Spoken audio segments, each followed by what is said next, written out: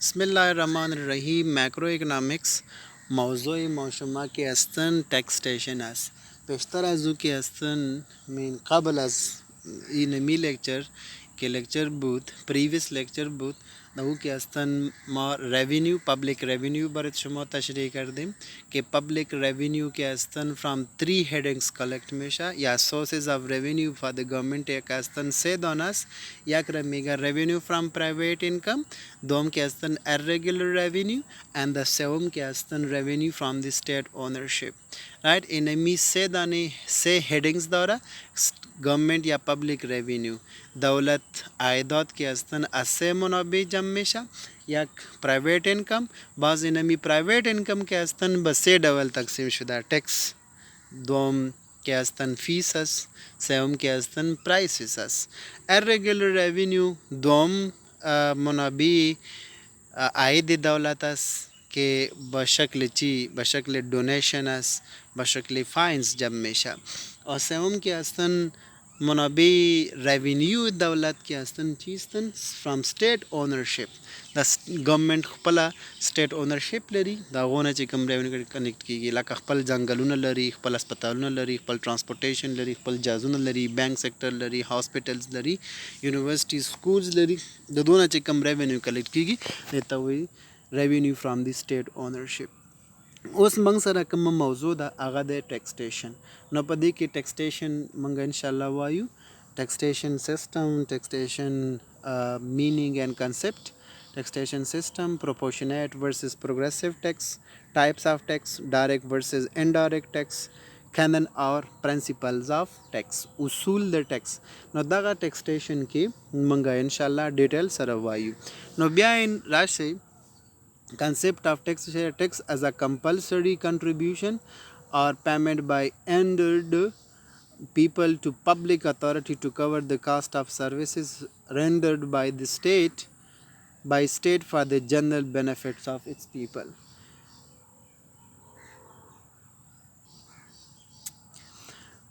tax یا compulsory means ضروری پرداخت کردن افراد است به خاطر چی؟ که او دولت چی استفاده میکنه؟ دولتی سرویسز، خدمات استفاده میکنه، اجناس استفاده میکنه. مثلا شما پرسان میکنین که چرا ما تکس پرداخت کنیم؟ به خاطر نمی که دولت برای شما کوچه پخته کرده، ایژوکیشن برات پروواید کرد، الکتریسیتی اند پاور برات پروواید کرد، ایریگیشن سیستم برات انستال کرد، ترانسپورتیشن فعال است، امن است، امنیت است، رایت و زیادتر فیسیلیتیز گورنمنت که هستن سرویس برات شما میده. به خاطر او که هستن دولت چی میگیره؟ دولت یک ٹیکس میگیره. نو ٹیکس compulsory contribution by the people to the government to render the cost of service which provided by the government to its citizens. So there are main points from the above definition. یک as compulsory payment or no claim for specific service in return. گورنمنٹ چې کوم دی په ریټرن کې بیا هیڅ کلیم نه کوي د سروس چې کوم تاسو ته ده کړی. نو کمپلسری کنټریبیوشن ما بر شما تشریح کردیم. ټایپ آف ټیکس موږ سره انواع مالیات کې هستن. د ټیکس آر براډلی کیټیګرایز انټو دی فالوینگ गिवन ټایپس. اول کې هستن ټیکس سیستم، ټیکس مالیات، نظامی مالیه یا مالیاتی نظام، proportional tax or progressive tax یا proportional or proportionate tax دی. بل مونږ سره progressive tax دی. بل مونږ سره types of tax, direct and indirect.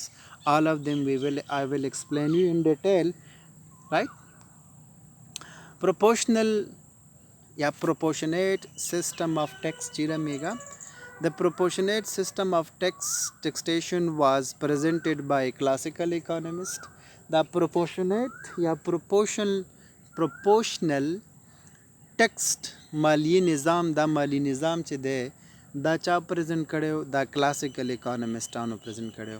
نو کلاسیکل اکانومسټان تاسو پیژنئ، ما تاسو ته په دې کې کلاسیکل ویلیو، نیو کلاسیکل ویلیو، ماډرنز ویلیو. Under this system, the individual are required to pay tax in proportion to their income. یو proportion د خپل income مطابق د یو خپل انکم څه ورته موږ وایو. نو پروپورشنل معنا دا متناسب نظام مالیه یا متناسب نظام مالیه یا مالیه نظام متناسب. نو دا پروپورشنیټ سیستم چې دی دا کلاسیکل اکانومسټانو پریزنټ کړی و. Now, under this system, the individual are required to pay tax in proportion to their income. د خپل انکم مطابق یا څه شی ورته وایي یو پروپورشن به ورکوي یا متناسب ټیکس به پر ورکوي. لکه د ریټ آف ټیکس ریمین د سیم از د بیس چینج. دا د ټیکس ریټ چې کوم دی دا به برابر وي یا دا به سیم وي که د ټیکس یا د انکم یا د ټیکس بیس چینج کیږي. مثلا زه به تاسو ته اگزامپل درکم. if for instance for example the rate of tax is 5%.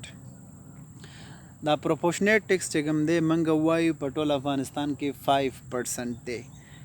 a man with an income of 1200 افغانی will pay 60. نو ډیفینیټلی دا 5% ټیکس چې کوم دی د انکم سره به ضرب کیږي. اوس د ما دی سپوز 1200 افغانی انکم دارم نو دا به 5% دی نو ورکړو نو 60 افغانی. if another person with income is 5000 so he will pay 250 افغانی to the state.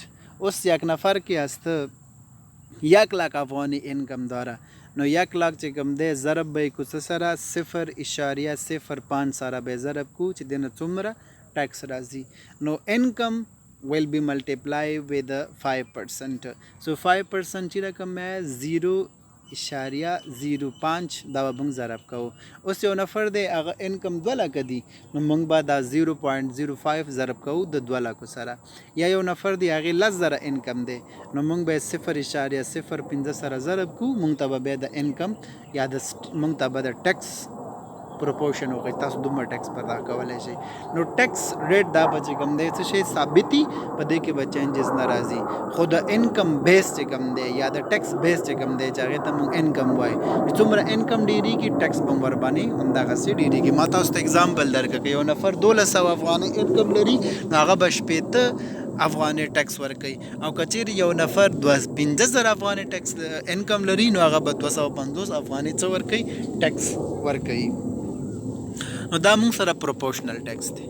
بل مونږ سره دی پروګریسیو ټیکس. پروګریسیو مین جاری. نو دا څنګه دی؟ مین دا پروپورشنیټ نه دی دا چې څومره انکم یا ټیکس بیس ډیریږي دومره به اوسه دا هم پروګریس کیږي. لکه زه تاسو ته ووایم چې یو نفر دی 5000 رائټ انکم دی نو په افغانستان کې په هغو باندې ټیکس 0% دی. که څومره انکم یې زیات شو سپوز 2000 شو نو دوی به 2% ټیکس ورکوي. د هغوی انکم چې کوم دی 1 लाख ته ورسېدل نو هغې به څه وکړي 10% ټیکس به ورکوي. نو همداسې انکم څه کېږي چې کله ټیکس بیس ډیریږي نو ټیکس ریټ به هم ډیریږي. نو دې ته موږ پروګریسیو ټیکس ویلی شو. ټیکسټیشن از سیډ ټو بی پروګریسیو وین د ریټ آف ټیکس انکریز ایز د ټیکس بیس انکریز. چې د ټیکس بیس انکریز کېږي نو د ټیکس ریټ به هم انکریز کېږي. فار ایگزامپل د منتھلی انکم آف پرسن از 9000 افغانۍ and he is asked to pay 2% ټیکس. یو نفر دی د هغه انکم په افغانستان کې 2000 افغانۍ دی نو هغه ته به دا به 2% ټیکس ورکوي 2% ټیکس به ورکوي of his income to the government. Suppose further that this income rise from 9,000 to 15,000 so per month the government instead of taking 2% of his income and a tax ask him to pay 6% in the form of tax. us income daga suppose 9,000 نه لاړل 15,000 ته نو دا به اوس 5% ټیکس ورکوي یا به 6% ټیکس ورکوي. یا د 15,000 نه لاړل 1 लाख ته نو دی به چې کوم دی 10% ټیکس ورکوي. نو افغانستان کې پروګریسیو انکم ټیکس سیستم دی رائټ. نو دا موږ دې ته موږ پروګریسیو ټیکس وایو. پروګریسیو ټیکس چې ته ویلی شي پروګریسیو ټیکس هغه ټیکس ته ویلی شي چې انکم یا د ټیکس بیس ډیریږي نو انکم ټیکس به هم ورسره ډیریږي. مثلا 5000 دی ټیکس 0 دی. 5000 نه تر 2500 پورې دی نو ټیکس به ورسره 2% کېږي. د 2500 نه زیات شو نو بیا به موږ 5% ورکوو. د دې نه چې زیات شو بیا به 10% ورکوو. د دې نه زیات شو بیا به 20% ورکوو رائټ. نو چې څومره ټیکس بیس ډیریږي دومره منګه څه وایو ټیکس ریټ هم زیاتېږي ته پروګریسیو ټیکس وایي. Direct tax چیشته ویلی شي. A direct tax is that in which the incident final burden and impact initial burden on the same person. It's called direct tax because the government gets amount directly from the same person on whom it's imposed tax. Income tax, wealth or property tax are the example of direct tax.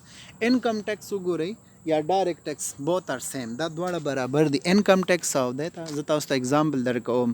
سپوز شما هستین تاسو انکم دی 10,000 افغانۍ نو ګورنمنټ چې په تاسو باندې ټیکس ولګاو نو موږ دې ته وایو چې امپیکټ ګورنمنټ تاسو باندې ټیکس امپوز کړ نو دې ته موږ څه شی ویلی شو انیشیل برډن ویلی شو یا امپیکټ ورته ویلی شو.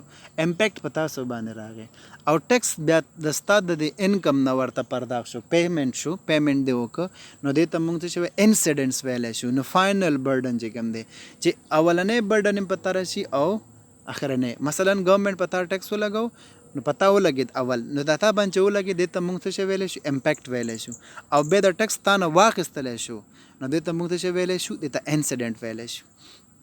سپوز زما سیلري ده 20,000 په ما باندې ګورنمنټ ټیکس ولګاو نو دا امپیکټ شو او ما چې کله دا ټیکس ورکړه نو دا انسیډنټ شو نو چې امپیکټ او انسیډنټ په ما باندې نو دې ته موږ ډایرکټ ټیکس ویلی شو. رایټ هغه ټیکس چې د هغې برډن په بل باندې نه شفټ کیږي نو دې ته موږ څه شی ډایرکټ ټیکس ویلی شو. چې انسیډنټ او امپیکټ آن سیم پرسن په یو نفر باندې ټیکس امپیکټ شي او هغې بیا څه کړي انسیډنټ کړي په هغه باندې هغې بیا پیمنټ کړي نو دې ته موږ څه شی ویلی شو ډایرکټ ټیکس ورته ویلی شو. د دې نه بعد موږ سره دی انډایرکټ ټیکس. انډایرکټ ټیکس چې ته ویلی شي چې امپیکټ په یو نفر او انسیډنټ په بل نفر باندې شي. Indirect tax is that in which the impact on one person and incidence is on some other person. For example, in the case of saleable article, first the tax is paid by the businessman but the businessman shift the burden to the consumer. زه دلته وایم چې سپوز بزنسمین دی یو پروډکټ پروډیوس کوي رایټ چې کله پروډکټ پروډیوس کوي نو کاسټ یا د را مټیریل کاسټ چې په ده باندې راځي یا ټوټل فیکټر اف پروډکشن کاسټ چې په ده راغی یو قلم پروډیوس کوي زه به داسې ووایم نو د دې قلم فیکټر اف پروډکشن کاسټ چې دی 8 افغانۍ راغی د ده په ده باندې مصرف 8 افغانۍ وشو کاسټ. اوس دا 2% په دې کې 2 او 2 افغانۍ ټیکس ورکوي ګورنمنټ ته نو د دې قلم کاسټ ټوټل شو څونه 10 افغانۍ. اوس دا مارکیټ ته لاړه دا به 15 افغانۍ هلته خرڅ شو رایټ په څومره 15 افغانۍ. نو دې پروډیوسر دې بزنسمین 15 افغانۍ یو ګټه موږ نه واخیسته 2 افغانۍ هغه ټیکس چې د دولت ته ورکړی و هغې هم زما څخه واخیسته او په ده چې کوم 8 افغانۍ کاسټ راغلی و هغې هم زما څخه واخیسته. نو ګوره ټیکس دا په بزنسمین ولګېده برډن یې په چا باندې په کنزیومر باندې شفټ شو. دې ته موږ څه شی ویلی شو دې ته موږ انډایرکټ ټیکس ویلی شو. انډایرکټ ټیکس ته موږ سیلز ټیکس هم ویلی شو. But the businessman shift the burden to the consumer. He raises the price of commodity and this way the final burden of tax goes to the person who finally buys the commodity. Sale tax, custom duty and excise duty are the example of indirect tax. دا سیل ټیکس چې کوم دی دا په انډایرکټ ټیکس کې راځي کسټم ډیوټي دا په چیز کې راځي دا په انډایرکټ ټیکس کې راځي او اکسایز ډیوټي دا هم په څه کې راځي په انډایرکټ ټیکس کې راځي. نو انډایرکټ ټیکس هغه ته ویلی شي چې امپیکټ آن ون پرسن اینڈ انسیډنټ آن اندر پرسن ټي او ډایرکټ ټیکس چې ته وایي ډایرکټ ټیکس هغه ټیکس ته ویلی شي چې امپیکټ آن ون پرسن او انسیډنټ آن سیم پرسن دواړه په یو نفر باندې انسیډنټ او امپیکټ په یو نفر باندې سیم پرسن باندې او انډایرکټ ټیکس هغې ته ویلی شي چې انسیډنټ په یو وي او امپیکټ په بل باندې ویلی شي وي دې ته موږ څه ویلی شو انډایرکټ ټیکس ورته وایو. د دې نه بعد موږ سره پرنسپلز آف ټیکسټیشن دي اصول د مالیات څه نو canons or principle of taxation. دا اصول د مالیه دا دولت چې کوم دی څه کوي state based on given the certain principle state based باندې مونږ دا اصول وایو. اول اصول بدای چې equality ټیکس به ایکولیټي دا موږ ته راوستلی شي یا ایکول به د ټولو دپاره مثلا غریب امیر دولتي او شخصي د ټولو دپاره به یو قسم ایکولیټي. بل چې کوم دی سرټنټي کاندن اف سرټنټي مین ډاډ به ورکو ډاډ ورکولو والا به کنوینینس مناسب به او کاندن او اکانومي مطابق به پروډکټیویټي دا به چې کوم دی پروډکټیویټي داسې نه چې دا پروډکټیویټي نه مثلا موږ په یو کمپنۍ باندې ټیکس ولګو نو هغه ټیکس دومره های لیول ټیکس یا دومره برډن راوسته چې هغه پروډکټیویټیز هغه پروډکشن لیول چې کوم دی موږ په اکانومي کې سټاپ کو څوک ته ونه تښتېږي مثلا دومره ټیکس نه داسې ټیکس ونه لګو چې د هغې د وجې نه خلک انویسټمنټ پرېږدي یا پروډکشن لیول یا پروډکشن چې کوم دی کم کی یا ختم کی. بل چې کوم دی اصول به دا چې دا به الاسټیک به دی چې دی کې به لټل بیټ الاسټیسټي ولري. الاسټیسټي مین ارتجاعیت ولري رایټ فلیکسیبیلیټي ولري چې اپ اینډ ډاون کېدلی شي داسې نه چې بس ډایرکټ یو خبره به وي بس همدا ټیکس ته همدا به ته راکوي دی کې به لټل بیټ الاسټیسټي هم وي. نو دا پرنسپلز دي. اولنی اصول د ټیکس یا اولین اصول ټیکس کې هستن چی هستن ایکولیټي است. دوم کې هستن سرټنټي convenience economical productivity and elasticity elasticity. So these are the principle of a taxation. So dear students, we have studied in this taxation. اولین کې اصلا موږ څه شی ویلي tax is a compulsory contribution یا compulsory payment by citizen to the government to cover the cost of government provided. government के कदम cost या government के कदम service बरीच शुमा दादा बा के cost या जुबची को ना पूरा करना ना government कदम service में था government के अस्तन communication government के अस्तन transportation government के अस्तन construction mean सड़क और पुल और कुचा और लगते हैं और टोल दर पर मुंडा पारा जोड़ाई education जोड़ाई health facilities right communication facilities. So دا facilities government موږ ته راکوي نو د دې سروس باید موږ څه کړو سروس ریوارډ ورکو پیمنټ ورته وکړو دغه پیمنټ موږ مالیه ته ویلی شي. نو مالیه کې بیا موږ سره پروپورشنیټ دی یو بل پروګریسیو دی. پروپورشنیټ دې ته ویلی شي چې یو پروپورشن یو سهم د خپل انکم نه به ورکوو. نو د دې څنګه ټیکس دی د دې ټیکس ریټ چې کوم دی دا ثابت دی او بیس چې کوم دی ثابت نه دی. مثلا یو نفر دی 5000 افغانۍ لري نو د ده دپاره ټیکس هم 5% دی. یو نفر دی 5 لک افغانۍ لري نو هغه دپاره هم 5% دی. نو ته موږ څه پروپورشنیټ وایو. پروګریسیو داسې دی چې د ټیکس بیس چینج کیږي نو ټیکس ریټ هم چینج کیږي. دې ته موږ پروګریسیو ټیکس وایو. پروګریسیو ټیکس کم ټیکس دی هغه ټیکس دی چې هغه ټیکس بیس لکه انکم زیاتیږي نو ټیکس هم ورسره زیاتیږي به او پروپورشنیټ هغه دی چې د ټیکس بیس زیاتیږي یا کمیږي او ټیکس به ورسره ثابت وي رایټ. دې ته موږ پروګریسیو پروپورشنیټ ټیکس وایو. او ډایرکټ ټیکس او انډایرکټ ټیکس چې ته ویلی شي ډایرکټ ټیکس هغې ته ویلی شي چې امپیکټ او انسیډنټ په یو نفر باندې راشي. مطلب په یو نفر باندې ټیکس ولګېده او هغې پرداخت هم کړي هغې ته موږ څه شی ویلی شو ډایرکټ ټیکس ویلی شو. او انډایرکټ ټیکس هغه ټیکس ته ویلی شي چې په یو نفر باندې ولګېده او هغې پرداخت کړي خو بیا د بل چا نه دا ټیکس دا واخلي رایټ. مثلا سیل ټیکس یو پروډیوسر دی په هغه په پروډکټ باندې ټیکس ولګېده د بیا د کنزیومر نه واخیست رایټ دا په پرایس کې به شامل وي که نه نو ته موږ انډایرکټ ټیکس ویلی شو. دې نه بعد موږ سره اصول د ټیکس دي چې موږ وویلې شپږ دانې دي. یو به ایکولیټي د سرټنټي convenience economy productivity and elasticity. So these are the principles of taxation. Thank you. Have a good time. So your fourth chapter is finished.